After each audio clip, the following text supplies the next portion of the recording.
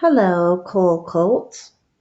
This is Mrs. Holly, and I'm going to read you a book by Bob Graham.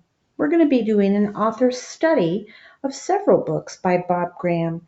So while I'm reading this book to you, I want you to notice some of the things that this author does with his books. The first thing you might notice from the title or from the whole front side of the book is that there is only one name. The title, The Silver Button, and only one name. So Bob Graham is both the author and the illustrator of this book.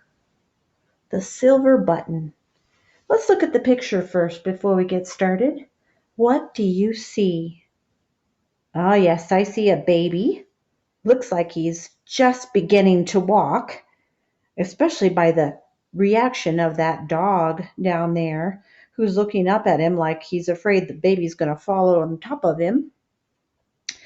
And then sister's over here on the floor. It looks like she's just getting ready to draw or put on some final touches of her duck picture. Interesting. So let's start reading and see how this plays out. The Silver Button by Bob Graham.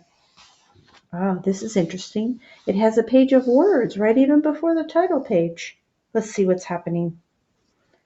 At 9:59, whoa, hold it right there. We've been studying time and math. I know that there are 60 minutes in an hour, and this is 9:59. That means there's just one more minute until it changes to the next hour, which would be 10 o'clock.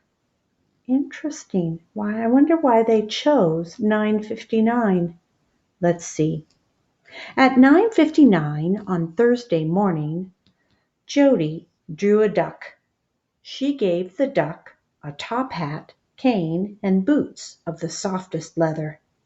On the boots she put silver buttons.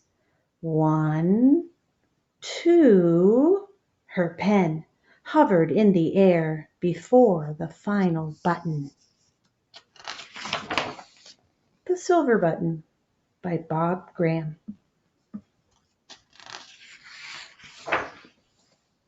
Jody's brother, Jonathan, pushed slowly to his feet. Not too many words on this page, but I can already see that he draws a lot of details in his pictures. Not very complicated, but just a lot of things. You can even see outside the window a feather coming down, clothes hanging on a line, a hat on a hook.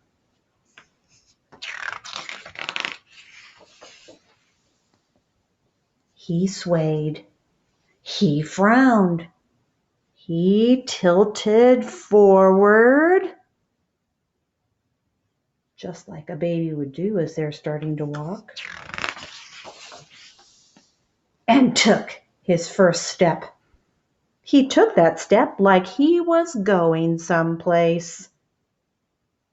Check out the face on the dog. At that moment, Jody and Jonathan's mom began to play Merrily Kiss the Quaker's Wife on her penny whistle. Mom loved the picture of the wild hare on her calendar so much she hadn't changed it in 3 years.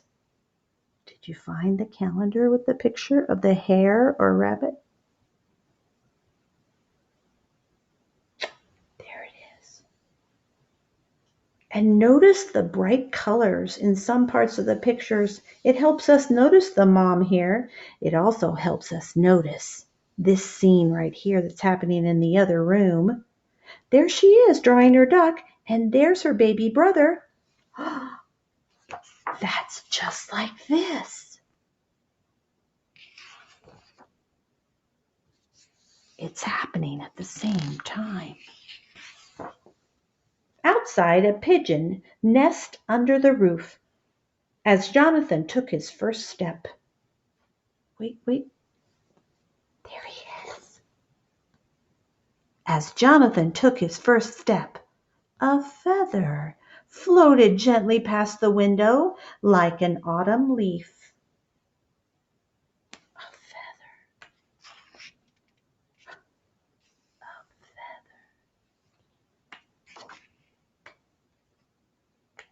feather. There it is, still up there.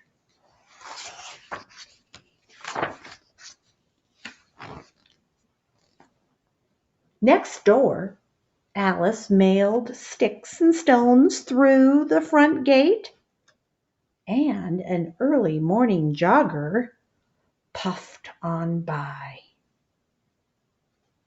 She looks familiar.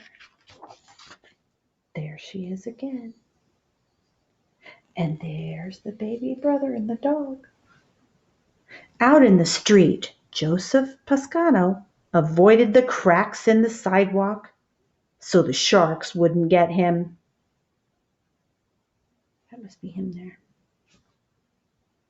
An ambulance shrieked past Jody's house. Over in the park, the breeze blew a fine spray over the children sailing boats in the fountain. Can you find it? This reminds me of when we were studying maps and we had that bird's eye view.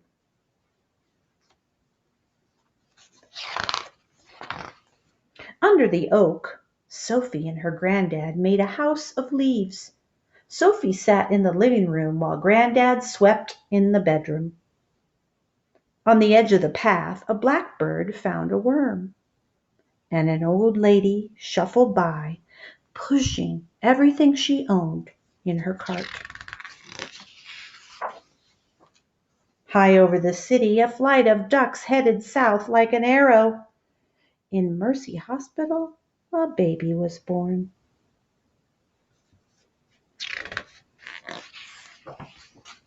Over on City Beach, Belle and Vasti popped seaweed. On the shoreline, Patty dried off, while Jock scratched his back in the sand. Sunlight hit the windows of the city, and phones rang in 1,000 offices and pockets.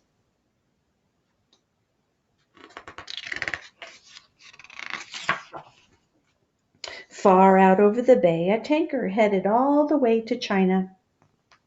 Check out this picture. There's the park. There's the fountain. The beach over here where the dogs were. There's Mercy Hospital that the baby was born in. I bet if we really knew where to look too, we might be able to find Jody's house. I see the ambulance.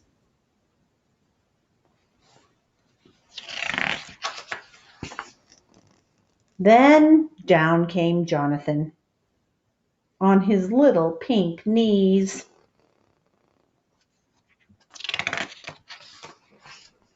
"Mommy," yelled Jody, "Jonathan's just taken his first step." Jody put the last silver button on her duck's boots.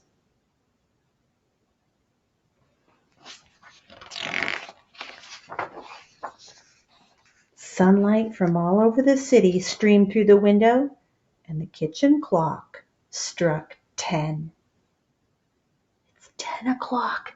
At the end, it's 10. How long did that book take? Do you remember? It started at 9:59. 1 minute is how long that book took. All those things, the baby, the birds, the soldier and his mom, the ambulance, the jogger, they were all happening at the same time as Jonathan was taking his first step. So why did Bob Graham call this book the Silver Button? Jody was drawing a silver button at the same time that all these other things were happening. Interesting. Remember some of these things about Bob Graham in the next book we read. We'll see if we can find more things that are his signature items.